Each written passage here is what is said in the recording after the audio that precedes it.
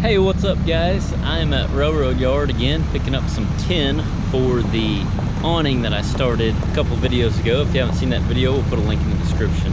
I'm Austin Ross. Here on this channel I share tips and tricks for rig welders. If those videos that you're interested in, make sure and subscribe and ring that bell to get notified when I post a new video every Friday. So I've got some gates that I've built for a privacy fence. We'll link this video in the description also of me building these and getting the material for everything. Haven't installed them yet, but I've got them on here because I'm waiting on Go, and I should have room for my tin back here. I'm waiting for him to, I want him to get the braces in first on the post before I hang the gates. So that's what I mean by I'm waiting on Go. But anyway, I should have room here for the tin because they're roughly 5-foot lengths. Old dude's right there getting it for me right now.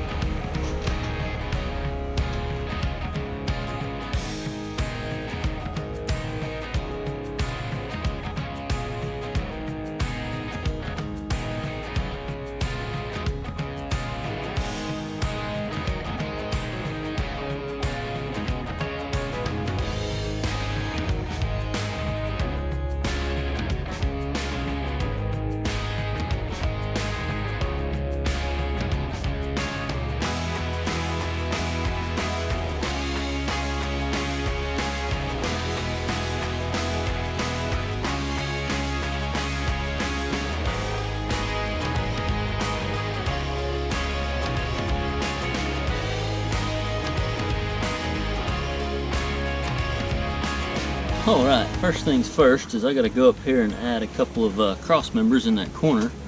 Brought some 4-inch purlin with me that I had left over. I'm gonna cut them to pieces, put them in place, and then go from there.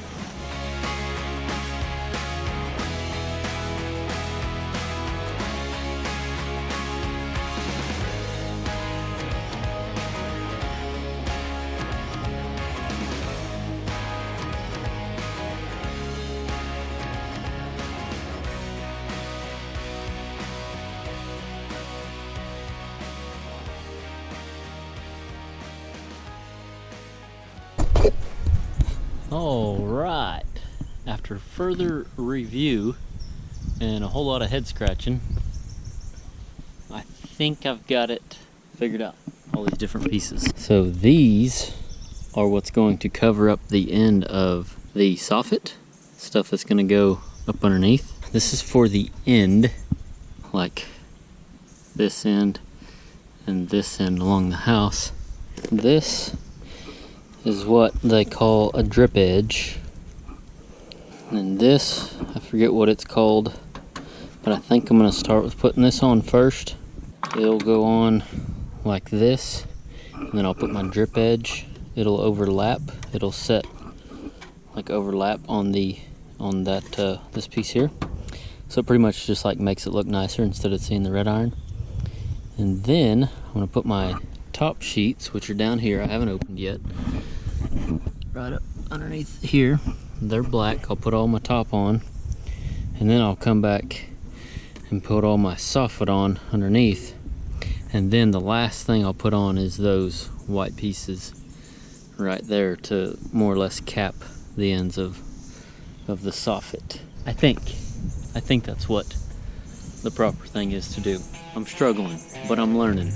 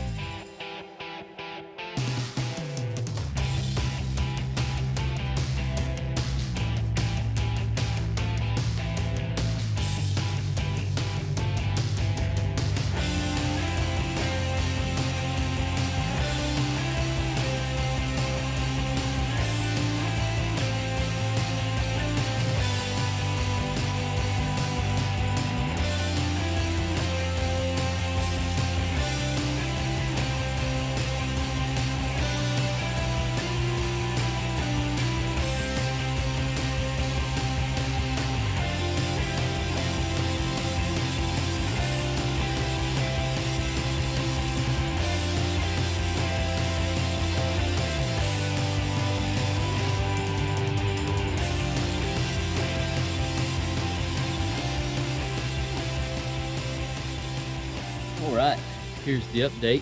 It's going decent for what I gave myself. For those of you that have been around a while, you know that I'm big on preparation, logistics, but mostly preparation in this situation. What I did to square this thing up whenever I set the post, it all started with the post. Is I dropped a plumb bob down from the eave of the house hangs over a couple of feet. I dropped a plumb bob down on this end, then one on that end, and just measured off them points, right? Should have been square. Well, when I got all my structure fit up and framed up, it wasn't square. Timeout. I was editing this video. I realized I just said that it wasn't square.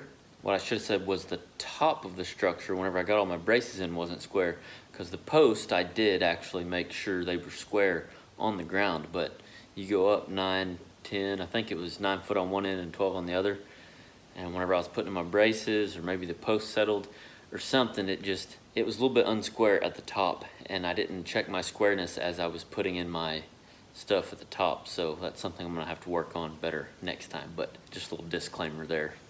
The posts were square at the bottom. I don't know what happened after that. Little advice right here in the middle of the video. A helper when it comes to building structures, and a laser level or any kind of tricks you can do to keep things square, you know, from the ground onto the top. Lesson learned. Love learning. And that's a problem when it comes to sheeting something.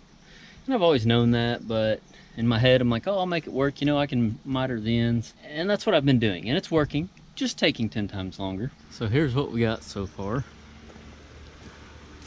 I got that side done over there. Don't have all the screws in, but I got it all fit up until the corner. And I started on this end, and I'm just having to miter that end up against the house. And another thing that took me a while to figure out was all this, what I call fancy stuff, is all this trim stuff. Makes it look nice, covers up all the, they call it a drip edge on top, and I forget what this bottom piece is called, but anyway, it just covers up the red iron, makes it all look nice. And then once I get the top on, I still have to come in and put the fascia up, which is white, up underneath, and then trim around these posts, and then cap the fascia. Fun project. But yeah, obviously it's been a huge learning experience for Austin, which is good. Yeah, it's good. I'm trying to decide, it's hot, it's like 95 degrees here in Oklahoma today, and I'm trying to decide if I want to get into more of this. Like, at the end of the day I do, because I think it's neat and I think it's all good stuff to learn. But personally, with everything Kayla and I have going on, it doesn't quite make sense to get into, like, you know, learning all the processes of a metal building, because that's what I'm thinking of, is a metal building. But awnings or anything, but framing structure with putting tin on. But anyway, that's why I'm being hesitant about.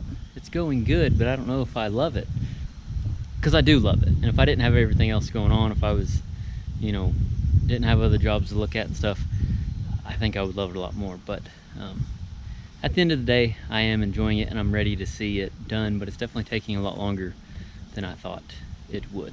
Partly because of what I put on myself. I made it unsquare. Big no-no. Solid foundation, solid structure. Easier structure to put up. Not only solid, but just easier to work on. Principle applies to a pipeline weld, and to a structure. It's all in the prep.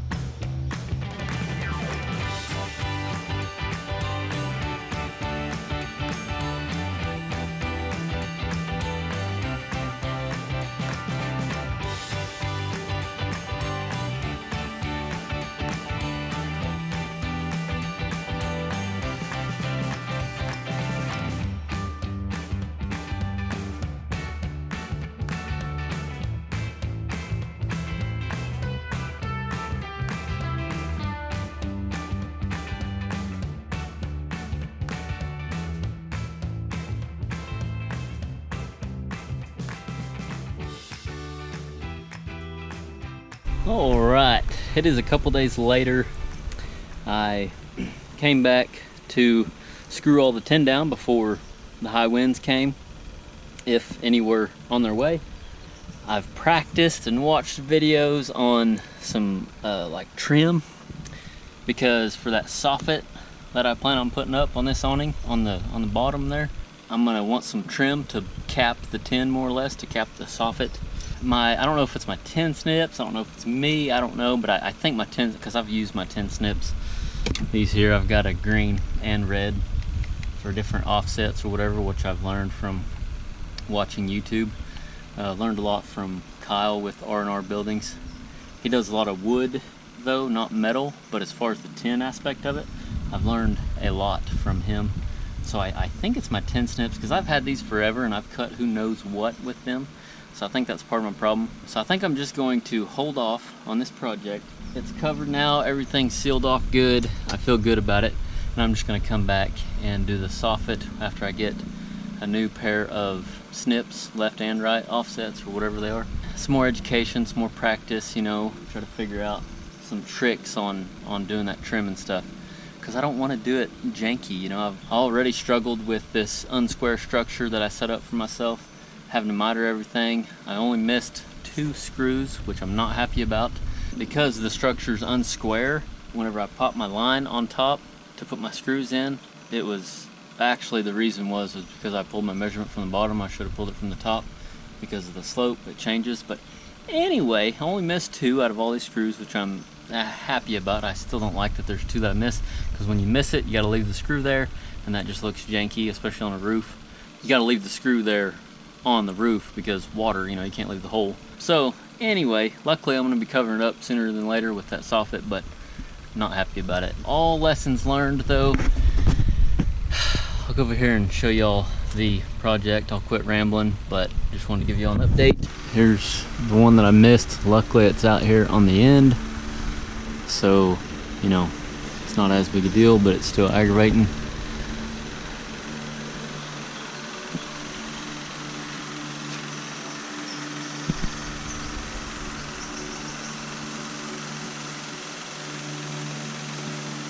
Overall, I'd say I'm happy with it for not having any experience with such thing. Anyway, there it is.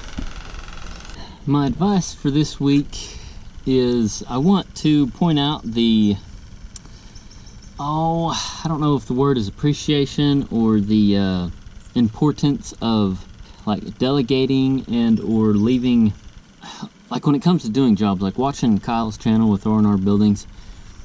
He just so, and I know there's tons like him out there, but like that are good at their craft, you know, they do it for a living and they take pride in it. And you know, metalworking, just, you know, with the sheet metal, it's an art. Like I love watching him do it. It's nice, it's cool. And so to me, that just, with all the systems I've created with pipe fence and pipeline, like, you know, I built this truck for, you know, pipeline, so, you know, I can be fluent in my trade. So I guess my advice is kind of just dedicated to the appreciation of trades, you know, and like leaving it up to them. Like, don't be afraid to sub it out, you know, like when it comes to, I mean, I enjoy doing this metal work, and, you know, I might take on some more little deals, you know, I might get into it, that's all fine.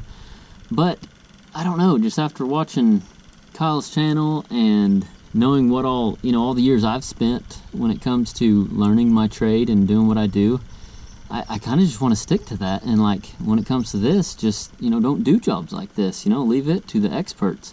But I don't know, I mean, you know what I mean, like it's kind of happy medium. But I guess that's what I've realized in this, you know, is like it takes a long time to become good at your trade. And you know, that's one thing Kyle always says that I really like is he talks about getting better, you know, and I totally agree with that. So he's always open to new ideas also, but you can just tell he's really skilled at his craft. So that's my advice is, you know, whatever trade you're doing, get good at it, and don't be afraid to delegate or turn down work that's not what you're specializing in, you know. Niching, I guess I could say some of it's, some of the advice or whatever is niching in a certain trade, you know, like, or I could have like framed this up. I liked that I didn't do any welding on it because it was up against the house, and somebody commented on the first video that I did of this awning and said it, you know, could have caught something on the house on fire, which is very true. So I'm glad that I didn't do that. But like any other structure, like, you know, offer just to weld it up, but don't offer to skin it, you know, sub that part out if that's a thing, you know. A lot of crews do all of it, but, or if you're gonna do metal buildings, just do metal buildings, weld up, bolt up, yada yada, and just get real good at it or whatever.